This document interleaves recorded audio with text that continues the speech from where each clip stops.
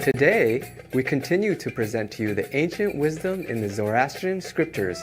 In this episode entitled Selection from Zoroastrianism's Sacred Menog-i, chapters 14 through 26, part 2 of 2.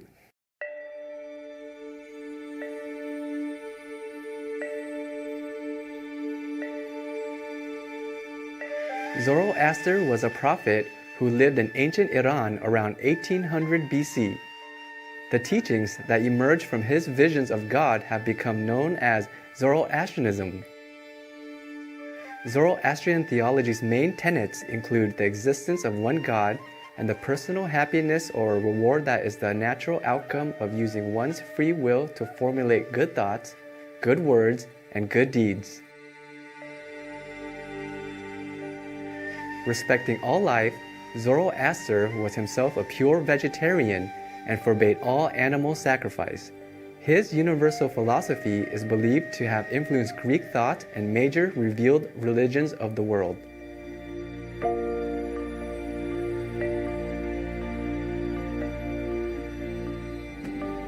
Today, we invite you to listen to excerpts of chapters 14 through 26 from Menog-i, the Spirit of Wisdom, one of the sacred texts of Zoroastrianism.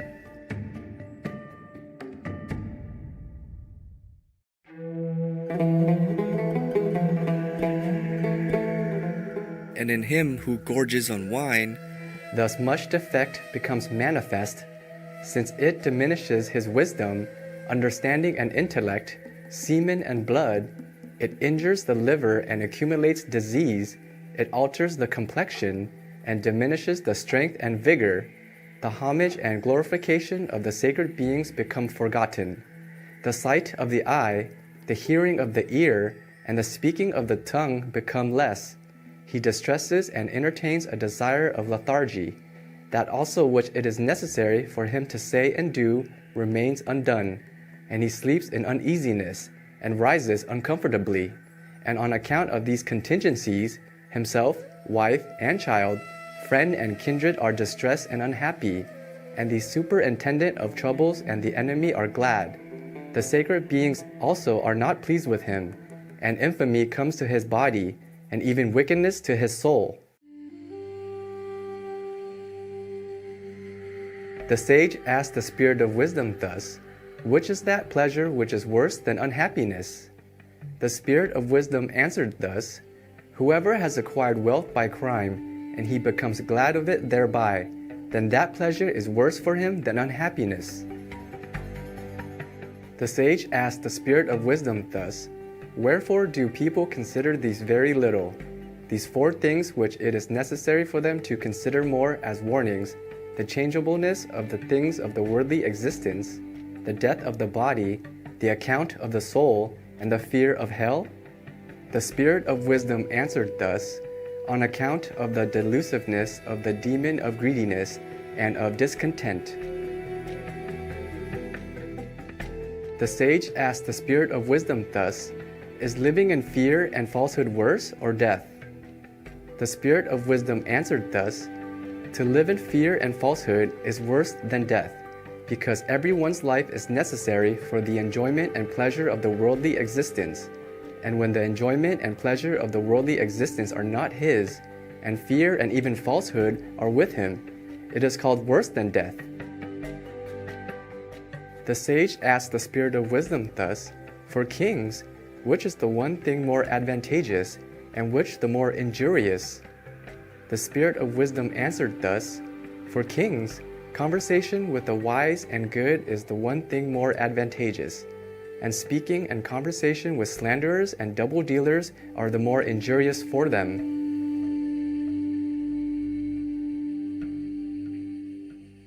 The sage asked the Spirit of Wisdom thus, "Is it possible to provide for one's own hand the treasure and wealth of the worldly existence through exertion or not?"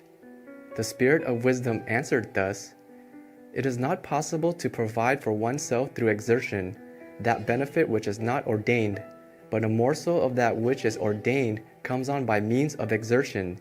Yet the exertion, when it is fruitless in the worldly existence, through the sacred beings not being with it, still comes afterwards to one's assistance in the spiritual existence and outweighs in the balance.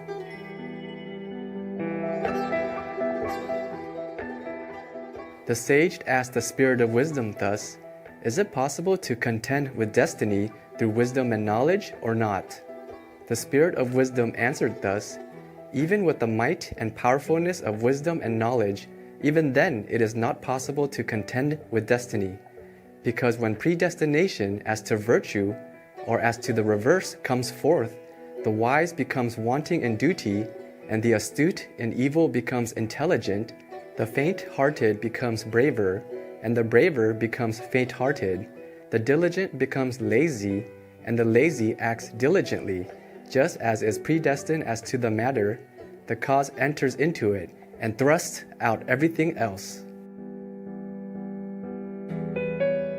The sage asked the Spirit of Wisdom thus, "On account of the begging of favors, and the practice and worthiness of good works, do the sacred beings also grant anything to men otherwise or not?"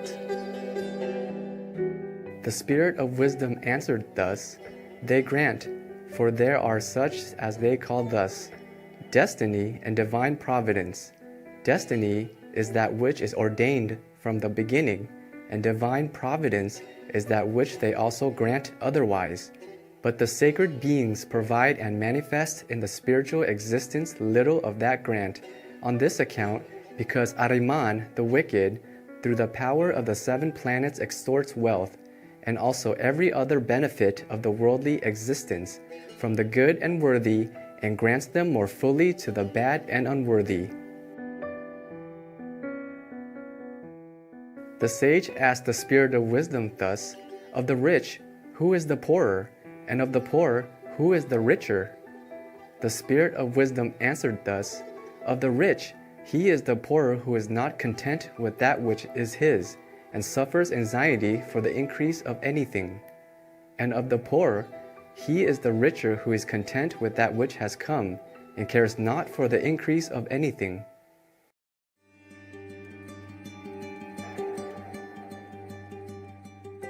The sage asked the Spirit of Wisdom thus, "Is a blind eye worse or a blind mind? Is the ill-informed worse or the bad-tempered?"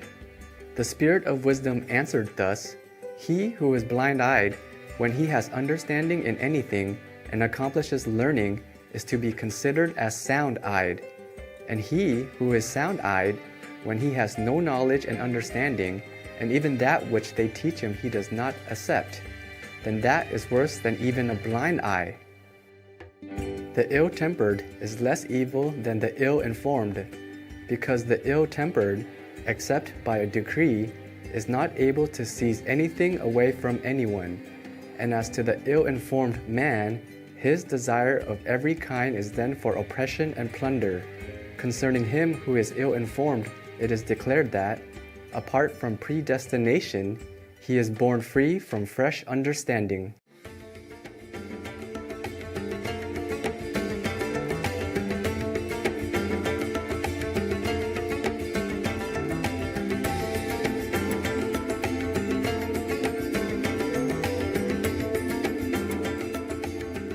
Magnificent viewers, thank you for your company on today's episode from Zoroastrianism's Sacred Menog-i, chapters 14 through 26, part 2 of 2, on Words of Wisdom.